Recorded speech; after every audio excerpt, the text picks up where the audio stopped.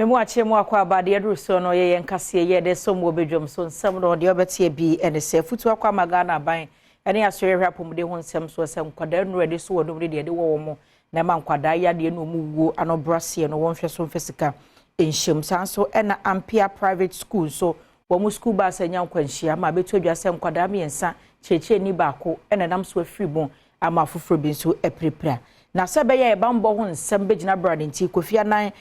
ye peacekeeping training center no na sese wo mo ade afutu e mampanifo so wo mo a efiro bi mas be wura mo be yi bo no ye nhwe na wo nkita hodie no enkoye ne koba so bi na asom mo se o me ya to renche bi wo mai mo atumi aso ano na pecan energies so 5.5 million scholarship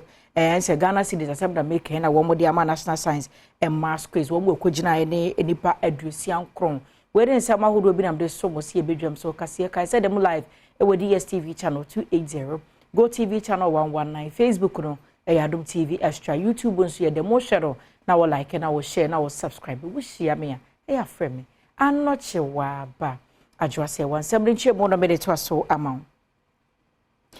afuto akọ amagana bani asore hwapom de ho nsem so se nkwada ya omonyini nu ba bia bonse yade bia bo wo mo do bedu aresabia na akoye se na anu ada yeso nanumu ana ye woni pane bia kasa yade ye nka no enti nure de so nkwada num ene mpane de wo mo ne bo mo ban efiri yade kodi ewo ho no etire bia ya ne ho nsem wa yade wo mayi nti afuto akọ amaban ne se ebe ya ne mo animu ya won fa sika nwura mu se be ya ayaresabia hodo benya sa nuro ni bi no de abonkwada ho ba ne amani boni eye ebono apoye mantebo no Christian Oforikuma ena abo nsebia no Shenkola pani a yede wo ma no mo nimu ye be suso bro mo suso na bo mo ho ban afi yarewa no ho asem na ye be kan ye na ye se sre sa ban hwe na sika sse e available for immunization no pancho ye pa ban cho so o ma enye available fe no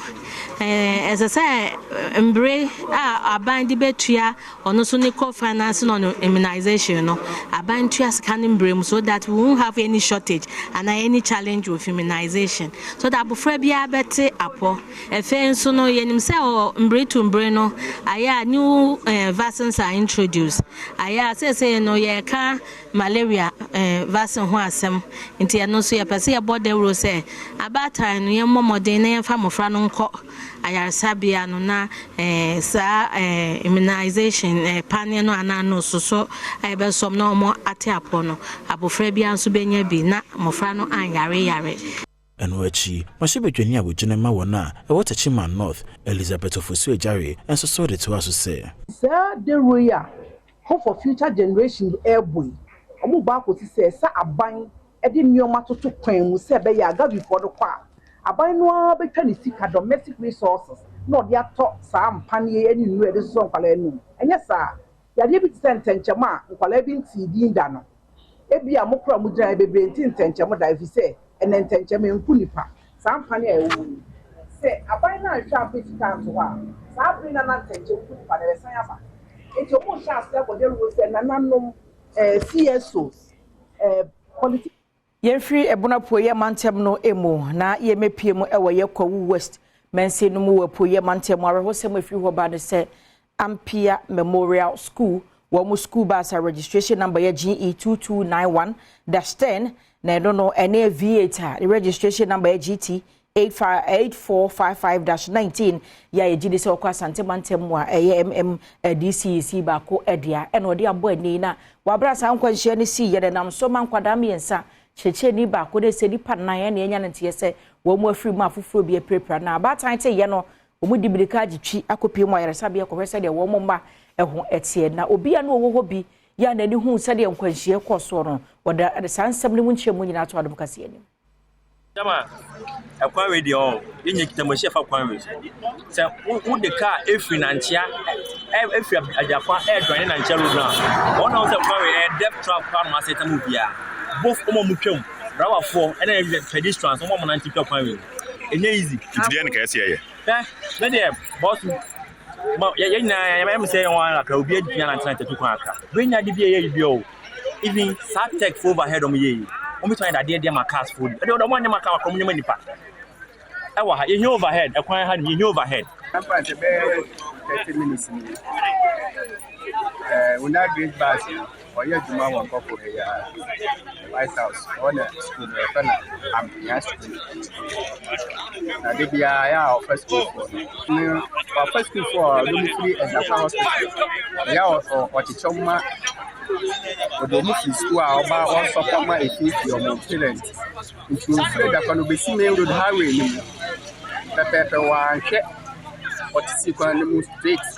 Na yet so also the speed of best yakko my series and see you know 800 is two bus no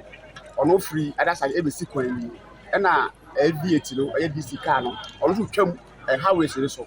it we know e no one hwe to bu simple pepper it yet public no prior amfa to the bomb we say kuku school car no na twene no because say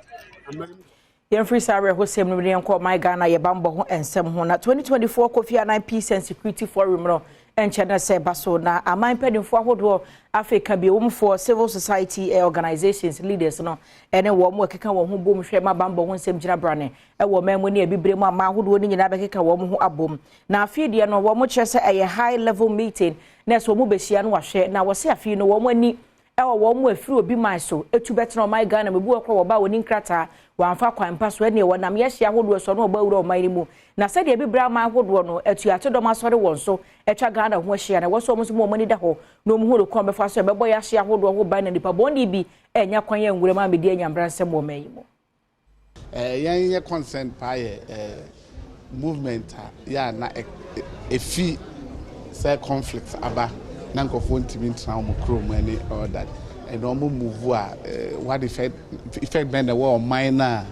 omo film no and also a minor omo komu no the papa migration hwe so ye hwe so ya nipa ko the say Ghana highway nipa be kan ye ho no omo skills bia eboa enti ya decided say ye put this together ama stakeholders more involved in migration, politicians, policy makers, academia, civil society to have a discussion. So we are just putting the platform, a creative platform, no, all the stakeholders abishia. Sa enam yenu enhia mu no wo hwe ne mu kwan se efri ogefo boso me de toso aduonu nson ekosi ne de toso aduonu wotwe na wonom ebeye na akabie omufo na wo hwe ne mu kwan se wo beba honom a wode adwenkyere ebeboa ama akwansidie bi a eha abibiman no watumi adwendwen ho no apɛ anopuma sibre the first say communicate be fimun send obedwen policies be fimun yen be use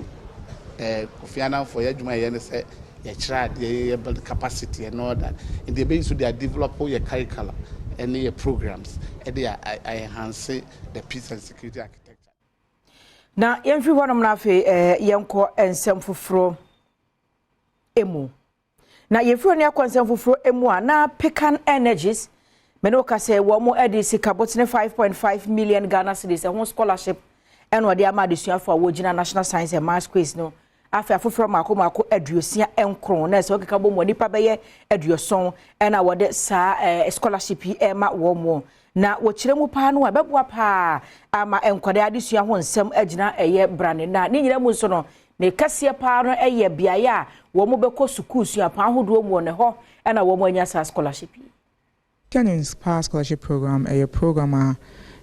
yema this scholarship young nkofo mo ye memo ye mo you tell mo school fees ye show mo accommodation bibi om beda ni mo spending money ye mo chop money ni mo laptop in the scholarship program ye ma focus ye STEM science technology and ye STEM courses mainly mostly a brilliant but needy because I saw share any results new scholar will free we are school with crazy when you're 15 why are there into a share obia wa born home modern but e be nifi into be here more and wachi Jennifer Pingu yakane osi akama ne school National Science and Maths quiz mo ejina de siafo scholarship won sakan ya na mo e den sem sei atudwa Omuma nyina yen kambom na yen sua de ye se na be ye omaba mumbu se na be ya ombe continue na omu support yen nuanom a omwo ye chia omoba no efi se yan sua de ye a ombe hu se ebia support na omude maye no eni mfaso bia nti eni mfaso ni nti ommejai nti ye nuanom omwo ye chiba no ebia na omo anya bi nti na akoye se ye na ese ya ade no nti yenchina ye nanso yensua ade yi na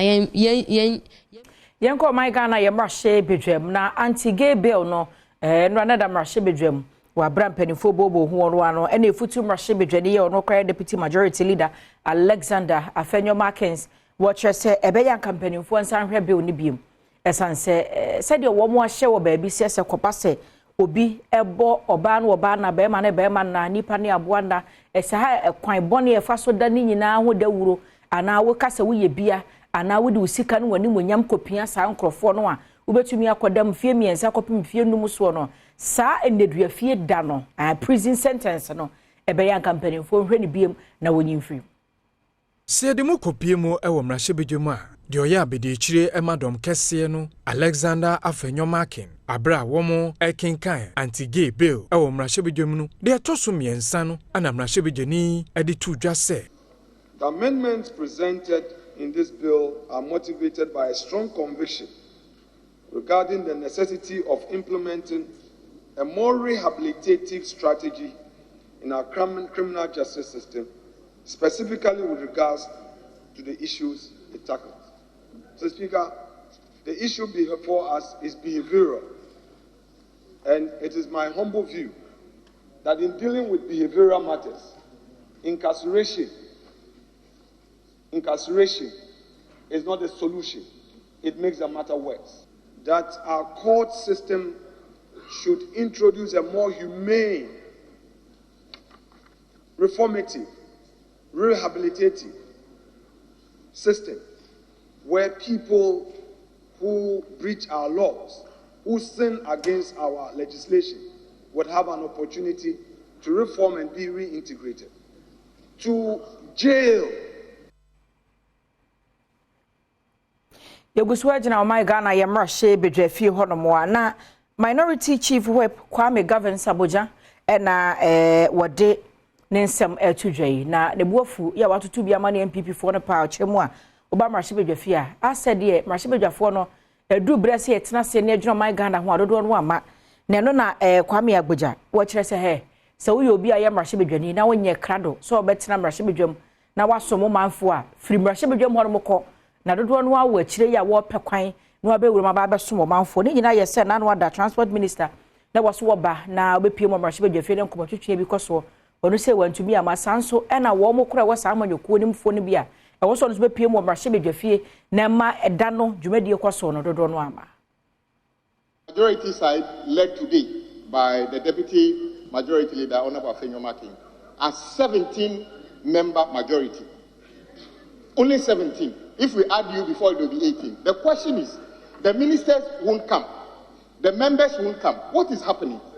If they don't want to be in government again, I said the other day, they can all resign. They can resign. There's nothing in the Constitution which says that you must necessarily be there for 4 years. It's up to 4 years. They can resign today. Because we can't come. Look at us.